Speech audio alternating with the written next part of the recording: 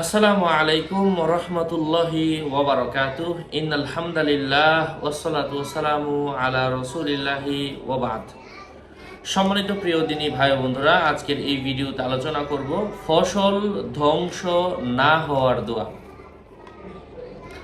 তো আমাদের অনেকের ফসল নষ্ট হয়ে যায়, অথবা মানুষের বদনজর লাগে, অথবা পোকামাকড়ের আক্রমণের কারণে, অথবা নানান কারণে নষ্ট হয়ে যায়, ফুল এসে পড়ে যায়, ভালো ফলন হয় না। অনেক সমস্যার কারণেই হতে পারে। আপনি যেমন আশা করে লাগিয়েছিলেন, আশানুরূপ ফলাফল পান না। তো তাদের জন্য আজকে কোরআনের একটা আয়াত বলে দিব। এই আয়াতটা করার নিয়মও বলে দিব। যদি এই নিয়ম অনুযায়ী করেন, আল্লাহ সুবহানাহু ওয়া তাআলা ওই বাগানের মধ্যে ভালো ফসল দান করবেন ইনশাআল্লাহ। সাথে যুক্ত আছে আমি মুফতি জুবায়ের বিন ইমাম। আলোচনা বুঝতে এই সাথেই থাকবেন। যারা এখনও চ্যানেলটি সাবস্ক্রাইব করেননি, সাবস্ক্রাইব করতে ভুলবেন না। ভেরিফাই চ্যানেলের ডিসক্রিপশন বক্সে ক্লিক করলে আমার পেজ এবং আইডি আসবে। এটা ছাড়া আলাদা অন্য কোনো পেজ নেই, আইডি নেই, ইমো নেই, হোয়াটসঅ্যাপ নেই, টিকটক নেই। নাম ছবি দেখে বিভ্রান্ত হওয়া যাবে না। প্রত্যেক ভিডিওতে আলাদা আমি সাবধান করেছি, সতর্ক করেছি। বারবার বলার পরেও সাবধান না হলে এর দায়ভার আমি গ্রহণ করছি না। যাই হোক, সম্মানিত প্রিয় দিনী ভাই ও বন্ধুরা, কোনো নতুন মাটির পাত্র ভেঙে গেলে, অথবা ইচ্ছা করে ভেঙে ওইটার মধ্যে, ওই মাটির পাত্রের মধ্যে এই আয়াতটা লিখে, কোরআনের এই আয়াতটা লিখে ওইটা ক্ষেতের মধ্যে কোনো জায়গায় ঝুলিয়ে দিন।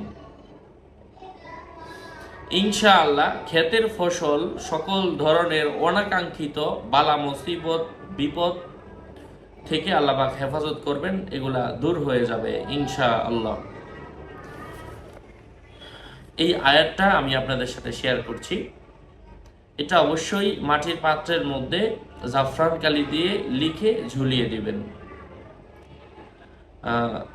আয়াতটা হচ্ছে আউযু বিল্লাহি মিনাশ শাইতানির রাজীম, বিসমিল্লাহির রহমানির রহিম।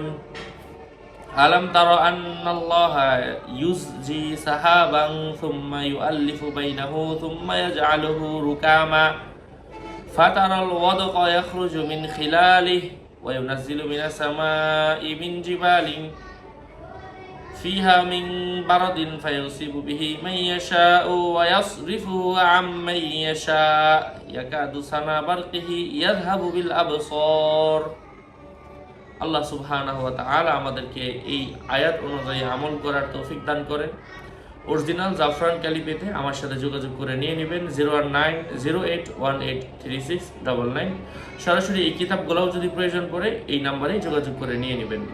আসসালামু আলাইকুম ওয়া রাহমাতুল্লাহি ওয়া বারাকাতুহু।